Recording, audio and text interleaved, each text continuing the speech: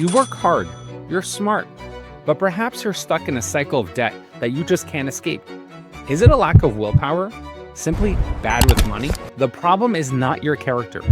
It's that the financial system has literally hijacked your brain's ancient survival circuits, while you lack the spiritual tools needed to escape this never-ending debt trap.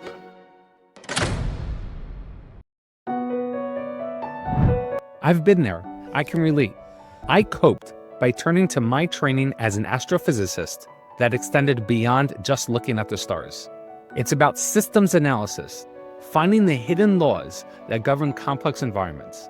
And when you apply that same analytical lens to neuroscience and ancient wisdom, you will discover something shocking. Debt creates a gravitational pull on human behavior, and the Bible understood the spiritual physics of escape long before we had the calculus to quantify it.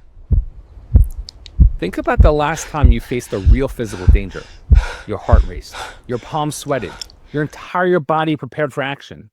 That's cortisol, your stress hormone, flooding your system for a specific purpose: immediate survival. But here's what they don't tell you.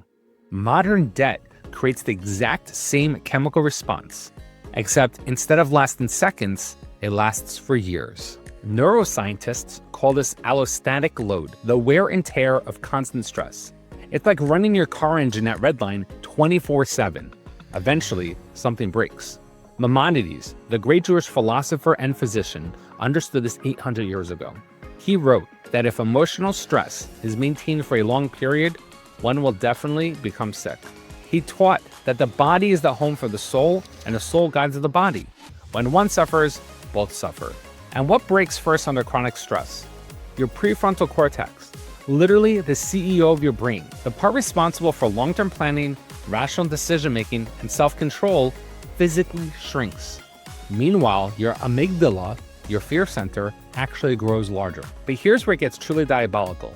Every time you swipe that credit card, every time you click on buy now, pay later, your brain releases dopamine, the exact same neurotransmitter that hooks people on gambling, drugs, and even social media.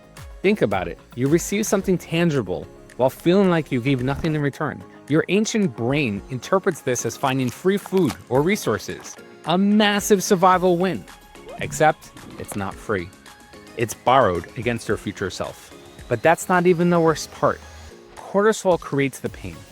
Dopamine provides temporary relief. Then more cortisol as the bills come due. It's a neurochemical prison with no visible bars. But here's what changed, and this is where it gets even more sinister. For most of human history, the fear of debtor's prison kept this vulnerability in check. You couldn't escape consequences through bankruptcy. That external restraint protected people from their own neural wiring. But what about today? The system has removed the guardrails.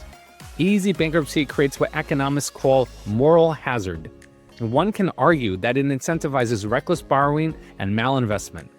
The chemical prison now has a revolving door.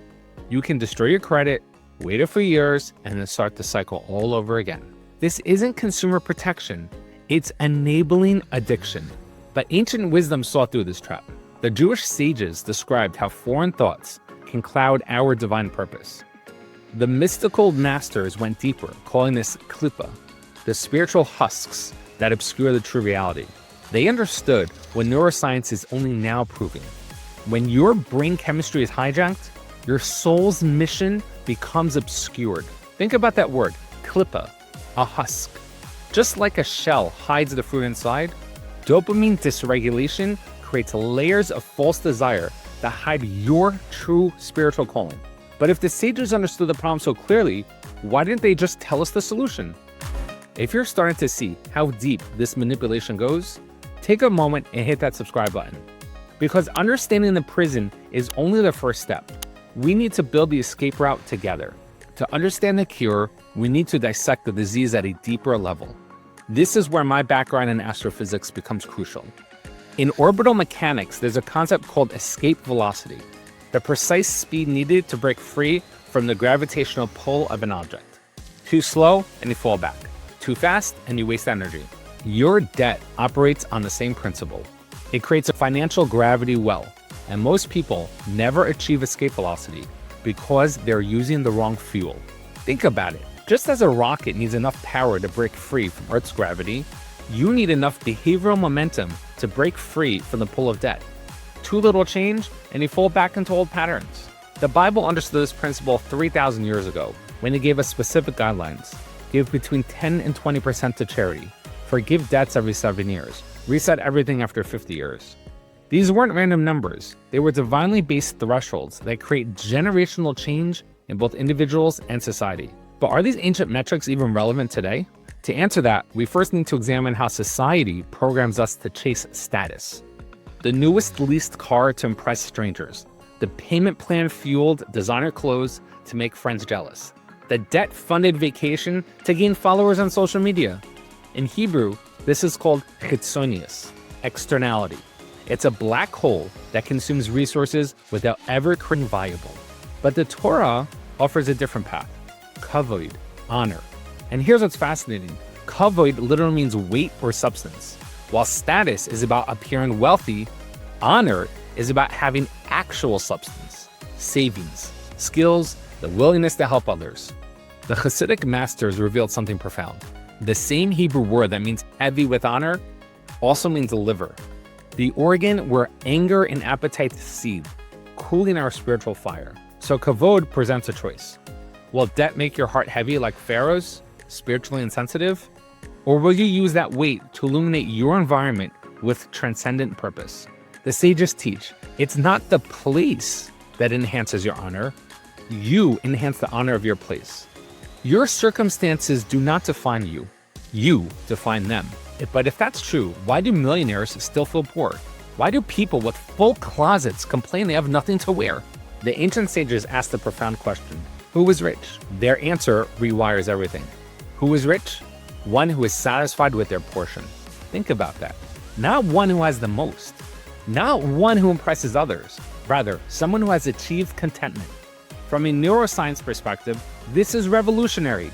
They're literally describing a person who has broken free from the dopamine comparison trap. Status seeking lights up the same reward circuits as addiction.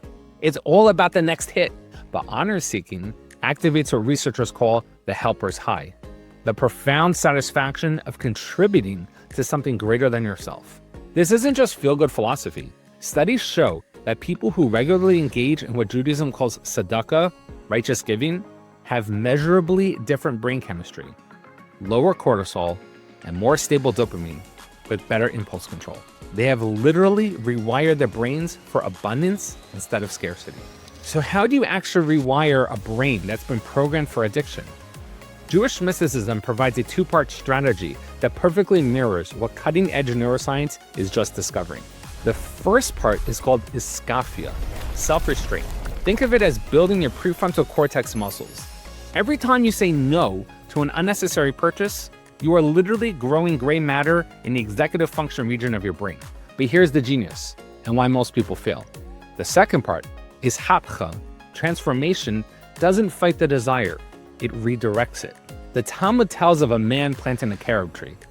When asked why he plants something that will not bear fruit for 70 years, he responds that just as my ancestors planted for me, I plant for my children. This isn't just a nice story about delayed gratification. It's a profound rewiring technique. The old man still has desire, but he has transformed his immediate gratification into generational thinking. His dopamine signals now fire in his brain when he imagines his grandchildren eating from this tree. Modern neuroscience calls this reward substitution. You're not suppressing the addiction, you're giving it a new, healthier target. And here's what's remarkable. This technique was encoded in Jewish practice 3,000 years before we understood the brain chemistry behind it. The Bible even built a societal reset button, the Jubilee year, when all debts were forgiven every 50 years. This wasn't just antiquity socialism, it was a recognition that debt, left unchecked, creates systemic neural damage across entire populations. Think about what this means. Our ancestors understood that financial systems could literally remove brains for slavery. So they built in a mechanism to prevent the chains. But why would any society give up such a powerful control mechanism? This knowledge that you can break free from this chemical prison using ancient technology is too important to keep to yourself. So share this video, arm your friends and family with these tools, because collective liberation starts with individual transformation. Here's what we've discovered. Every financial decision you make is simultaneously a neurochemical event and a spiritual choice. The system wants to keep you in the cortisol-dopamine loop, continually stressed, constantly seeking the next fix. But now you understand the physics of the prison. You have the ancient playbook to break free. You know that true wealth is not about status. It's about building honor, creating value, and becoming a source of stability in an uncertain world.